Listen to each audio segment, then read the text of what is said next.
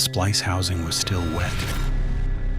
Elias Vance found it at 6:47 in the morning on February 16th, 1898, half buried in the red clay embankment beside the Havana Shore Road, its brass casing beaded with the night's humidity, and the ground around it freshly disturbed, turned up in the specific way that Earth turns when something has been set into it recently and carefully. He crouched beside it without touching it. He had been repairing telegraph line in Cuba for 7 years. He had opened approximately 300 splice housings in that time. He had never arrived at a housing that was freshly set. He took the company key from his belt and opened it. Inside was a clean cut.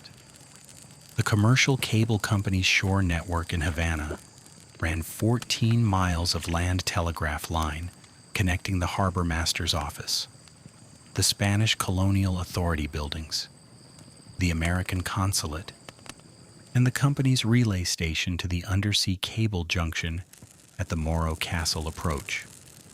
It had been built between 1889 and 1894, was capable of routing a message from Havana to the New York relay in under 4 minutes on a clear connection, and had operated without a significant interruption for 31 consecutive months before the night of February 15th, 1898, the night the USS Maine exploded in Havana Harbor at 9:40 in the evening.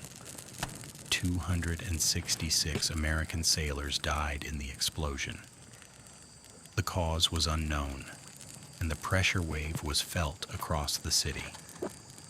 Within 90 minutes, every correspondent with access to a telegraph office was attempting to file the story simultaneously at 4 times the network's standard operating volume.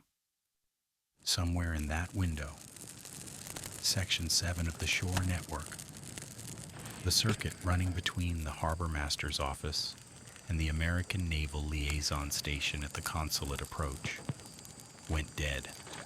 Vance was sent to find the break at first light.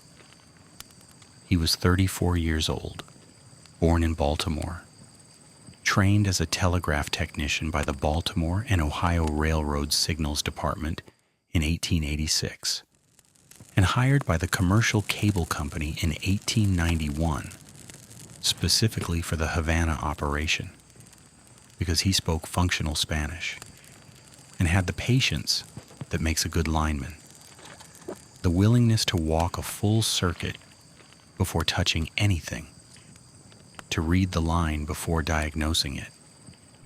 He had walked the full 2.3 miles of Section 7 before he found the housing at the 1.7 mile point. The rest of the line was intact. No weather breaks, no stress fractures, no contact damage. The break was entirely localized to the housing. He noted the fresh earth around the base and unlocked the access port. Inside was a clean transverse cut across the splice connection at the center of the housing. Not a stress fracture, which left characteristic copper crystal surface patterns. Not corrosion failure, which left green oxidation on the conductor ends. This cut was flat-faced, edge-smooth, precisely perpendicular to the conductor axis, made with a sharp blade in a single motion, with the conductor held stationary. The kind of cut a person makes when they intend to sever rather than when something fails. He noted the break as intentional severance in his field book, with 2 additional words below it: interior access, key required. A splice housing was a specific piece of equipment where a conductor wire needed to be joined at a repair point or original junction. The copper ends were twisted together, wrapped in insulating compound, and sealed inside a waterproof brass housing approximately 5 inches long and 2 inches in diameter. The lateral access port at its center was secured by a hex bolt requiring a company-issued key. stamped with a technician number, logged to a specific person, not a standard field tool. Each key represented an authorization. Without one, opening a housing without leaving exterior damage was not possible. The housing at marker 7D showed no exterior damage. What Vance found inside, beyond the cut itself, was what mattered most. A 3-inch segment of copper patch wire, folded at its midpoint, lying against the inner wall of the casing. Patch wire was a specific type, softer gauge than standard conductor, with a distinctive pale yellow insulation compound, kept in the company's central repair stores on Calle Teniente Rey. It was not part of any field repair kit. Field technicians carried standard conductor spares. They did not carry interior patch wire because interior patch wire required a housing key to use, and field technicians did not carry housing keys. The patch wire inside housing 7D had come from the relay station's central supply room. He sat in the red clay beside the open housing for 3 minutes without writing. The harbor was visible from that section of the road, gray and quiet in the February morning, the wreck of the Maine still producing a low smoke column moving north across the bay. He had heard the explosion the previous evening from his room on Calle Obispo. He had thought it was a munitions accident. He put the patch wire segment in his left shirt pocket, beneath his jacket. He did not record it in his field book. Then he resealed the housing, marked the break as a junction failure, and walked back to the relay station to pick up repair materials. The relay station maintained a message log for all traffic passing through its Havana circuits, a paper record updated by the duty operator on shift, running in 15-minute intervals through the full operating day. Vance had legitimate access to it. He went to the log room at 8:20, asked for the February 15th book, and sat at the reference table with it open in front of him. Section 7 had gone dead at 9:12 p.m., according to the duty operator's notation. The Maine exploded at 9:40. The line had been down for 28 minutes before the explosion. He turned back 4 pages to the 8:45 p.m. interval. There, in the standard log notation, was a message received on the harbor master circuit at 8:47 p.m., originating from a contact logged as H Informant, Pier 3, and routed for delivery to the American Naval Liaison at the Consulate Approach Station. The delivery confirmation mark, the small DA duty operator entered when a message had been successfully forwarded, was absent.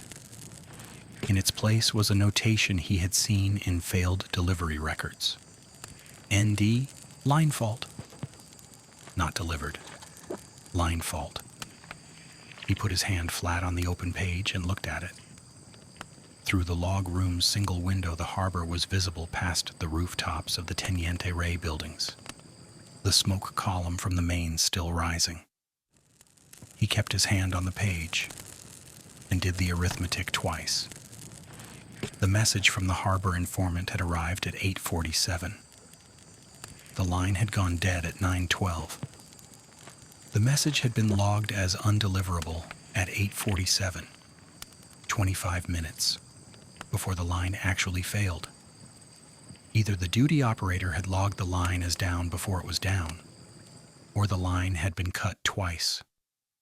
Once in the log, to prevent the message from being forwarded, and then physically at the housing, to create the material evidence of a fault that justified the log entry. He wrote the times in the back pages of his field book and looked at them for a long time.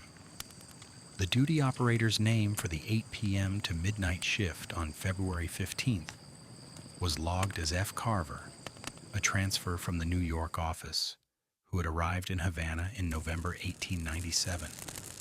Vance did not know Carver personally. He returned the logbook to the morning duty operator and asked, as a matter of routine, whether Carver was in the building. The morning operator checked the sign-in sheet.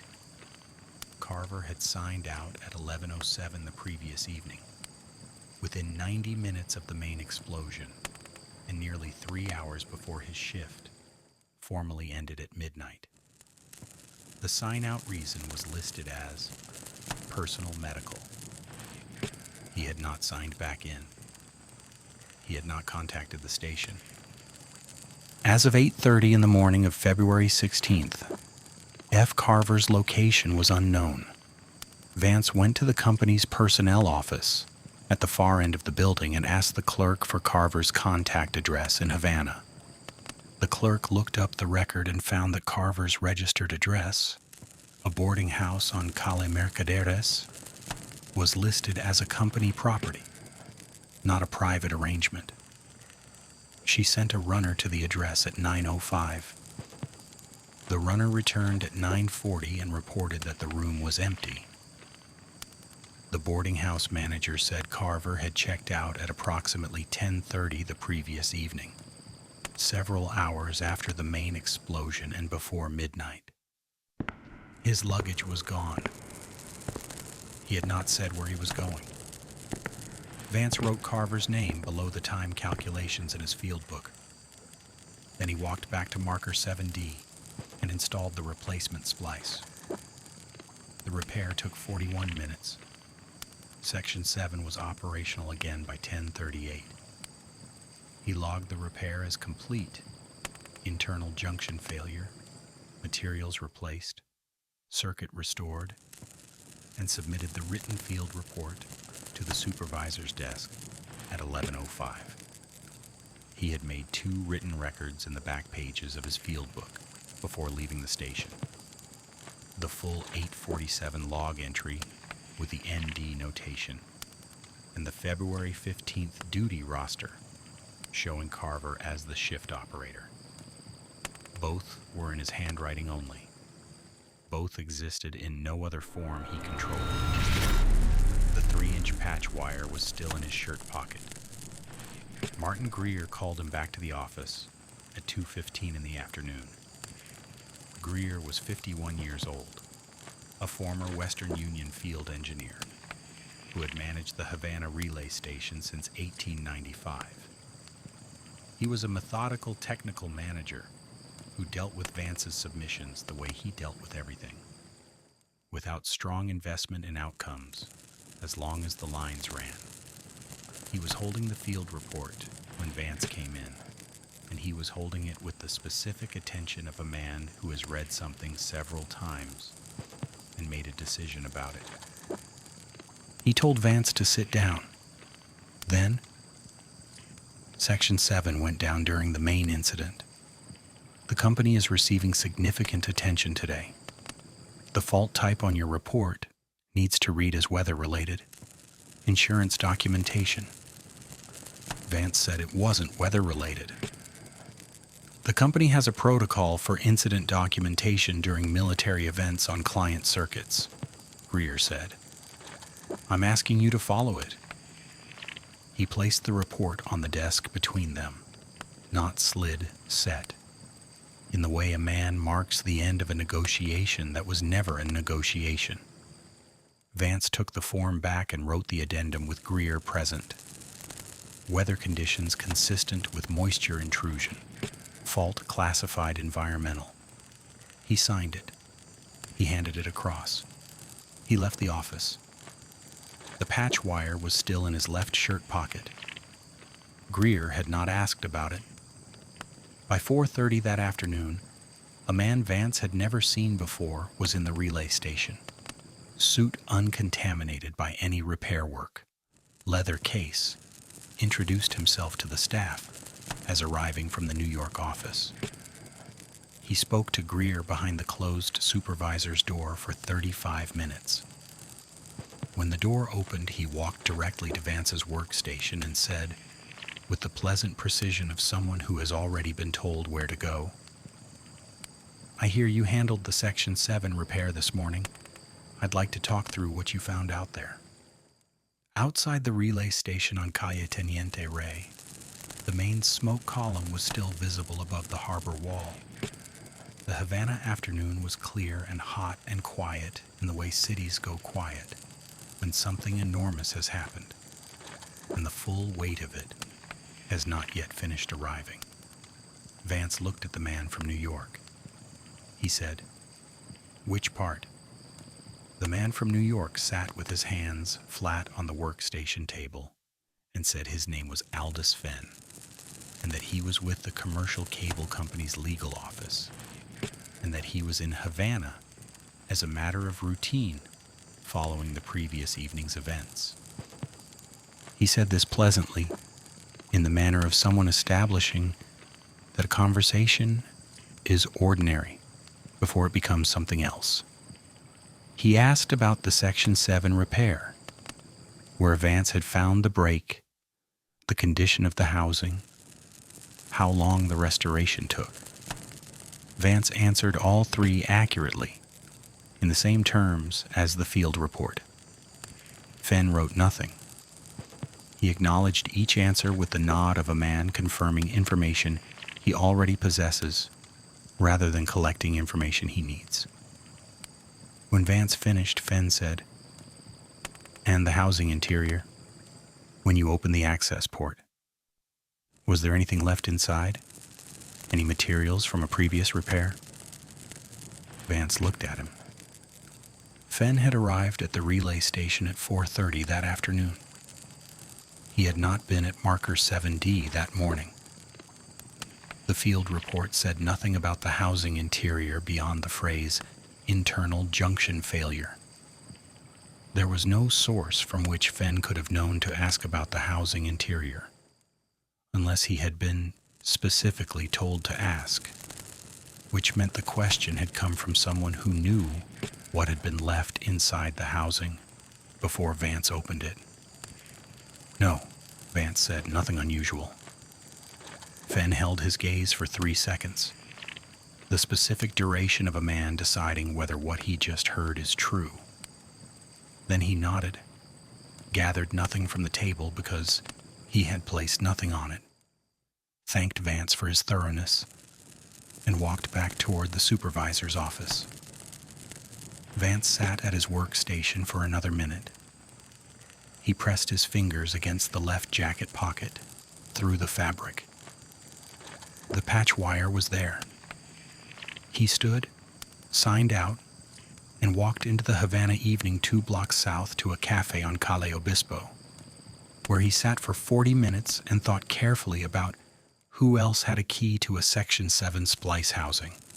The Naval Court of Inquiry opened on February 21st, 6 days after the explosion, aboard the surviving American vessel in the harbor. Civilian contractors were not eligible to submit testimony. Vance discovered this on February 20th at the American consulate, where he stood at the public counter and asked whether a civilian with material evidence related to the night of the explosion could submit a statement to the inquiry through the consulate's communication channel. The clerk took his name and the nature of the material on a standard form and told him to return the next afternoon. He returned at 2 o'clock on February 21st. The clerk checked the response tray, found Vance's form returned with a handwritten notation at the bottom. Civilian contractor submissions not accepted. Consular channel not applicable to military proceedings. No signature. He read it standing at the counter. The clerk said, "Is there anything else?" "Who wrote this?" "It came back from the Naval Inquiry Channel this morning. No name." He folded the form, put it in his jacket pocket next to the field book, and walked out into the February heat. He had expected this outcome. He had tried anyway because a closed door confirmed in writing was more useful than a closed door he had simply assumed. The New York World had 3 correspondents in Havana. The most senior was Arthur Pell, 47 years old, who had covered Cuba since 1895 and had the specific quality of a correspondent who has been in one place long enough to know which stories exist outside the dispatches his competitors are sending. Vance found him on the evening of February 22nd at the Calle Obispo Cafe, after the evening dispatch deadline, and sat across from him and told him everything.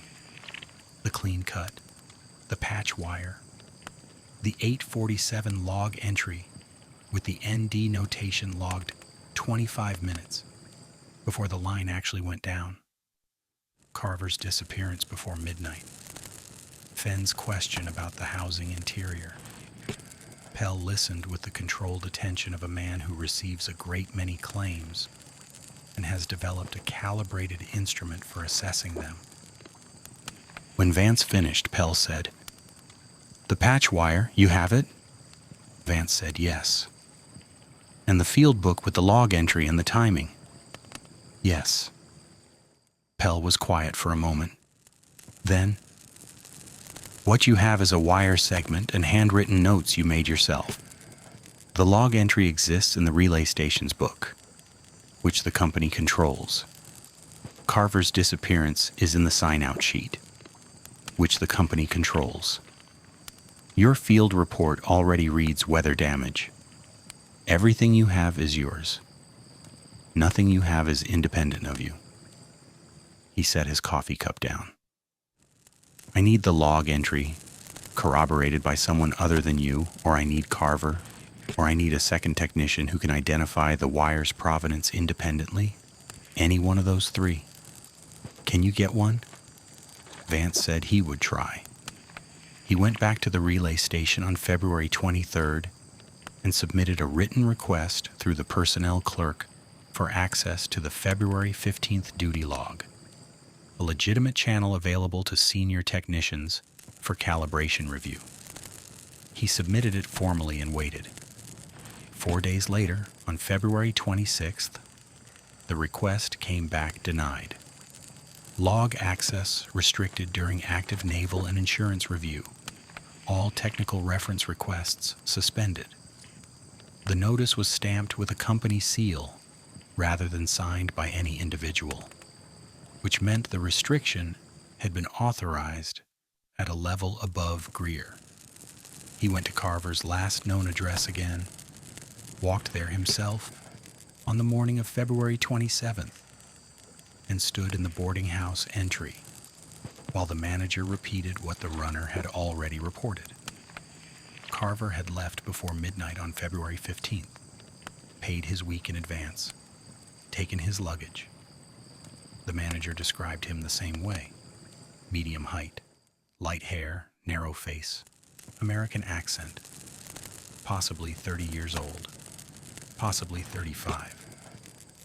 Vance stood in the doorway and looked at the street and understood that a man described that vaguely in a city receiving 200 American journalists and military observers per week was not a man who could be found by one lineman asking at boarding houses. He walked back to the relay station for the afternoon shift.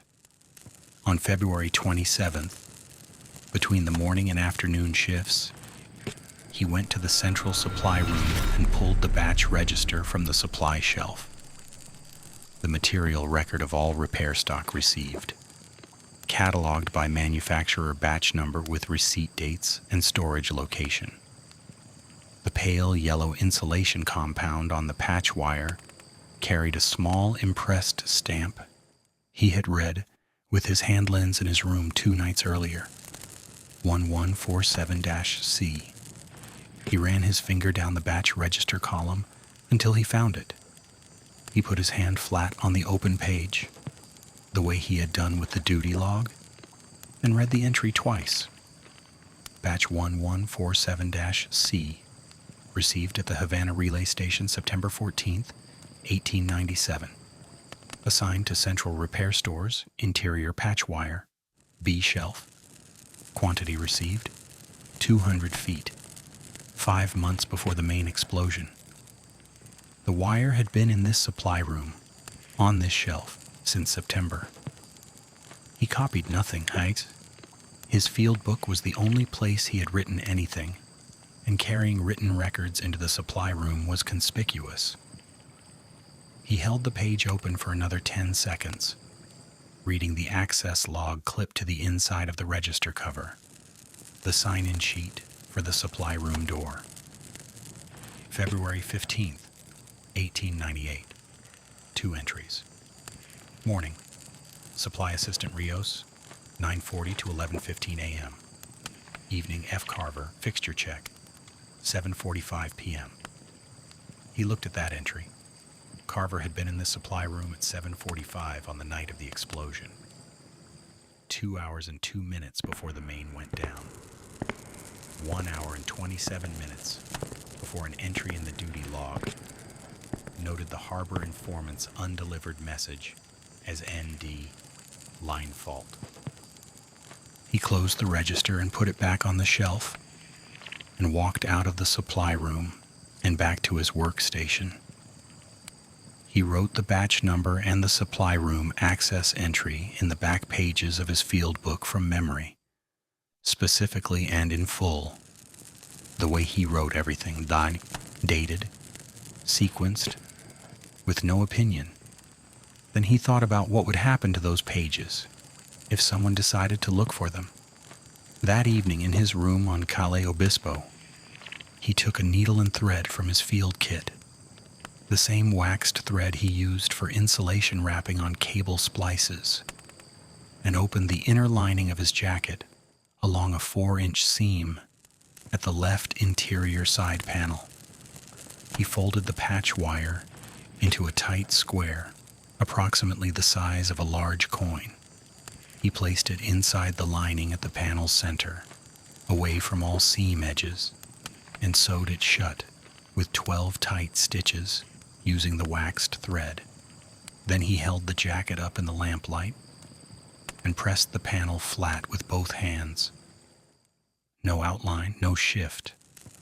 Nothing visible from the outside unless the lining was specifically felt for, along a seam that was identical in appearance to the factory original seam 4 inches away. He put the jacket on. He read for half an hour. He went to sleep in it. On March 3rd, 1898, he returned from the day shift at 6:10 in the evening and found his room door standing 3 inches open. He had locked it that morning with a Yale padlock, keyed model, both keys on his own ring, no spare in the building. The padlock was still engaged in its hasp. He stood in the doorway and looked at it for a moment and then understood. The hasp screws had been removed and replaced. The hasp had been taken off the door frame with a screwdriver, the door opened, and the hasp replaced on the screw points. Whoever had done it had aligned it carefully enough that a person not looking would not notice. They had not quite matched the door frame to its closed position. He walked across the room to the bed. The mattress had been lifted and replaced. He could see it in the bedding's alignment, shifted 2 inches north of where he had made it that morning. He lifted the mattress. He raised the board beneath it. The field book was gone. In its place was the floor of the boarding house on Calle Obispo. Bare wood, nothing. All of it gone. The log entry, the timing calculations, the supply room access notation, the batch number he had written from memory. Every written copy he had made of everything he had found in the past 15 days. He sat on the edge of the overturned mattress and put his right palm flat against the left interior side panel of his jacket. The wire was there. The 12 stitches were intact. The panel was smooth and firm, and the wire sat at its center, unmoved, exactly where he had placed it 4 nights ago. The field book was gone. The wire was not gone. He was the only person who'd been inside that room who knew the lining existed, He found Pell at the same cafe on Calle Obispo on the evening of March 3rd, an hour after he had pressed his palm against the jacket panel and confirmed the wire was still in the lining. He sat across from him and told him about the door, the hasp screws, the mattress, the board. He told him the field book was gone. Every written copy of the log timing, the Carver shift entry, the supply room access notation, the batch number, all of it. He told him this without editing it for effect, in the same sequential, specific manner he had delivered everything else. When he finished, Pell was quiet for a moment. Then, they went in for the field book, which means they knew it existed, which means someone at the station watched what you were writing, or Fenn saw it at your workstation. Vance said Fenn was the more likely answer. Fenn had been standing at the workstation for 35 minutes. You still have the wire. He said he did. Then we still have a story. But I need the batch number confirmed independently by someone outside the company network who can testify to the wire's provenance in print. An engineer? Someone who works with telegraph specification materials outside the commercial system. Pell set his coffee down. Do you know anyone? Vance thought for a moment. He knew one name. Ernesto Ruiz was 43 years old, a Cuban electrical engineer who had studied cable technology in Madrid in 1879 and had been working as an independent technical consultant in Havana since 1888. He held no affiliation with any American telegraph company. Vance had met him twice at technical briefings and knew him well enough to send a note that evening through the cafe's messenger service requesting an urgent professional assessment. Ruiz replied by morning. They met at his office on Calle Obrapia on March 5th. Vance sat across from Ruiz's workbench and took the small blade from his field kit. He cut through the 9 stitches he had sewn in Tampa the previous week, carefully, each one separate, preserving the lining fabric on both sides, and brought out the patch wire folded at its midpoint. He set it on the workbench. This was the first time the wire had been in another person's hands since he had taken it from the housing at Marker 7D on the morning of February 16th. He watched Ruiz pick it up and understood, in that specific moment, what he had been carrying for the past 17 days. Not evidence, not yet. Wire did not become evidence until someone besides its finder confirmed what it was. Until this moment, it had been his word and a piece of cable in a jacket lining. Ruiz held the wire under his work lamp. He examined the cut ends, the insulation compound, and the batch stamp with a jeweler's loop. He pressed the compound between his thumb and index finger to test its flexibility. He held the stamp 3 inches from the lamp and read it again. 1147-C. Then he set the wire on the workbench and said, American manufacture. Soft interior patch grade. The compound is a buffered latex formulation, used for housing-based junction repairs, not field work. Batch 1147-C. Manufacturer, Morse Telegraph Supply, Baltimore. Batch year, 1897. He paused.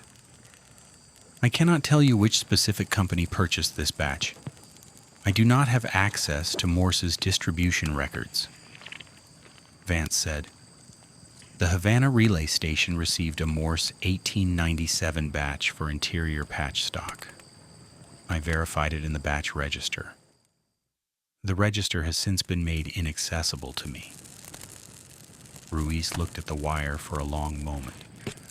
Then, I can provide a written technical assessment confirming the wire's type, grade, manufacture year, and the specific access requirements for its use. That is what I can confirm independently. The rest is yours to establish." Vance nodded. He picked the wire up from the workbench. It was warm from Ruiz's hand. He refolded it and placed it inside the jacket lining, and Ruiz passed him a needle and waxed thread from the supply drawer without being asked, and Vance re-stitched the panel closed. 9 stitches, tight and even in the same position as before. When he stood and buttoned the jacket, the panel was flat. The wire was in the center. It was where it had been. He had the wire and Ruiz's written assessment. He took both to Pell that afternoon. Pell spent 11 days writing the article. It ran to 4,200 words in draft and covered Section 7 in full. The cut, the patch wire, Ruiz's technical assessment, the 847 log entry, and the 912 line failure, and the 25-minute discrepancy between them. Carver's presence in the supply room at 7:45 p.m. and his disappearance before midnight. Fenn's indefensible question. Pell built it the way he had built documents for 22 years. Every assertion supported, every source identified. The whole architecture designed to survive the scrutiny a naval disaster story would inevitably receive. He submitted it to the New York World on March the 16th, 1898. 9 days later, instructions arrived from New York. Hold the peace, pending additional legal review, citing the ongoing Naval Court of Inquiry and the sensitivity of publishing material contradicting a naval investigation while the investigation was active. On March 28th, the Naval Court delivered its findings. The Maine had been destroyed by an external explosion consistent with a submarine mine. It identified no specific party as responsible. It stated what everyone in Havana understood it to be stating, without stating it explicitly, and moved on. Pell requested the editor's decision on April 1st. No response. He requested it again on April 8th. The response arrived on April 12th. The article was not being scheduled. Its premise, questioning the cause of the Maine's sinking, was in direct conflict with the Naval Court's findings. Publishing it would require the world to position itself against a federal military investigation during a period of heightening national tension. On April 25th, 1898, the United States Congress formally declared war on Spain. The article was never published. Vance left Havana on April 30th on the last commercial packet vessel before the harbor came under full military control. He carried 2 bags and the jacket, which he had worn continuously for 57 days. The wire was in the lining. Ruiz's written assessment was in a waterproof envelope inside the left bag. Pell's promise that the draft article would be preserved in his correspondence archive was a verbal promise in a cafe on Calle Obispo, and Vance filed it in the same category as everything else he had been promised in 1898 that turned out to be conditional, accurate in its intent, fragile in its durability. He moved to Tampa, where Western Union had a signals maintenance operation along the rail corridor. He worked there for 31 years. Line repair, then technical supervision, then equipment inspection. He married in 1903. He had 2 daughters. The jacket wore out by 1910. But before it did, he transferred the wire to a small tin tobacco box, sealed with candle wax, placed on the shelf in his workroom beside the cable specification manuals he used for the Western Union job. The tin sat there through 4 moves across the Tampa Peninsula, through 2 changes of the specification manual set, through the 1926 hurricane, that took the roof off one storage room and left the workroom untouched. He died on September 11th, 1931, at 67 years old, in the house on Bayshore Boulevard he had lived in for the final 14 years of his life. His occupation on the death record was telegraph engineer. His daughter Ruth sorted the workroom the following spring. She was 41 years old and methodical by temperament, and she worked through the shelves from top to bottom over the course of 3 days. When she reached the tin, she pried off the wax seal with a letter knife and found the wire and the Ruiz assessment together inside. She sat at her father's desk, where he had sat for 31 years of Tampa mornings, and read the assessment in full, from Ruiz's technical description of the wire type, through the batch identification, through the final paragraph about restricted access and deliberate misappropriation. She understood the technical terms at the level a non-engineer understands them, clearly enough to know it mattered to someone, not clearly enough to know to whom or why. Her father had kept it. That was what she knew.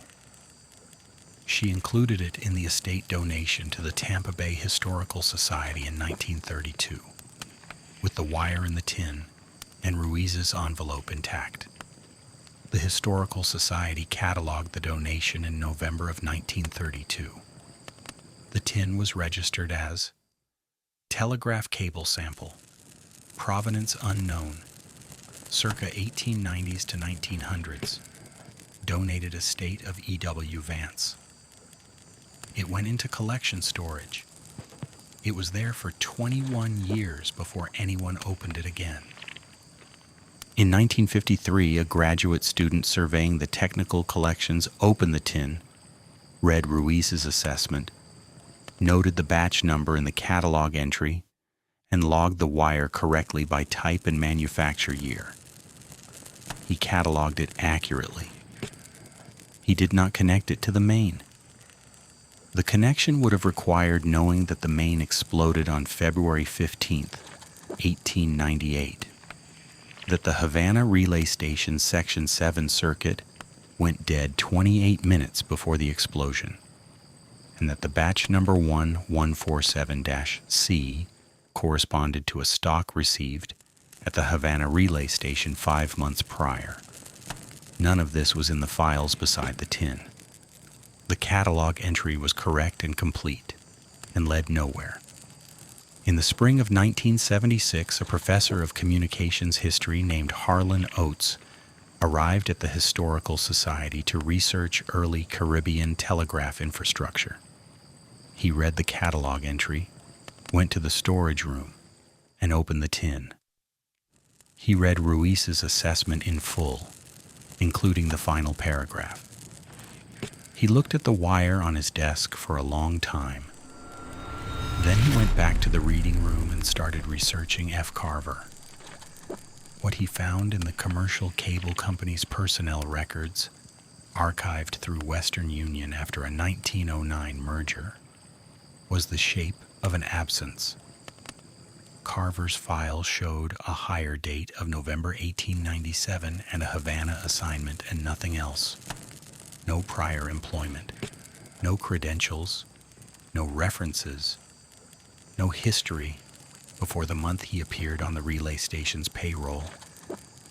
The file contained precisely as much information as a person would need to appear employed, and precisely as little as a person's actual life would have generated. Oates published his findings in 1977 in a 38-page paper in the Journal of Communications History. The timing of the Section 7 break, the undelivered 847 message, the batch provenance chain, the empty personnel file. The paper was cited 11 times between 1977 and 2002, mostly in footnotes. The story could not be confirmed from independent sources, and without independent confirmation, It remained what Oates had been careful to call it: evidence consistent with a deliberate communication interdiction. The specific party undetermined. The specific party was determined in 2003, when the National Archives released a tranche of previously classified commercial communications records from the Spanish-American War period that year, held under a Department of Defense administrative classification, renewed automatically for 35 years without active review. The commercial cable company's operational files for the Havana relay station were among them. Inside those files was the original supply room access log. It had survived 4 corporate mergers, 2 office relocations, and a flood that destroyed 30% of the surrounding materials, but hadn't penetrated the sealed metal document case that held it. The log was legible. February 15, 1898 was intact. F. Carver, fixture check, 7:45 p.m. The entry was exactly as Vance had written it in the back pages of the field book that had been taken from under a mattress on Calle Obispo 105 years and 16 days earlier. Every detail matched. The time, the stated purpose, the signature. It was the first confirmation from a source that had never touched Vance or his field book that everything he had written from memory was accurate. A National Archives researcher cross-referenced the name against the Navy Department's signals personnel records from 1893 to 1897. The match was immediate. Frederick H. Carver, signals technician, Bureau of Naval Communications, assigned 1893 to 1896. Honorably discharged October 1896. His discharge papers listed a forwarding address in Baltimore, 4 blocks from the Morse Telegraph Supply Company's manufacturing facility, where batch 1147-C had been produced in 1897 and shipped to whoever ordered it. He had been in the supply room at 7:45 p.m. on the night of February 15th. He had left the relay station before midnight. He had left Cuba before dawn. He had not been located in any record since. No census entry, no employment file, no tax document. As if October 1896 were the last month of his official existence, and everything after were a different kind of work entirely. The researcher's paper, published in the American Historical Review in late 2003, was cited 47 times in the following 5 years. It remains the most complete documentation of the Section 7 communication interdiction. The question of who directed Carver and what the Pier 3 informant's message actually contained, and whether 49 minutes would have changed what happened in Havana Harbor at 9:40 on the evening of February 15th, 1898. Those questions, the declassification opened and did not close.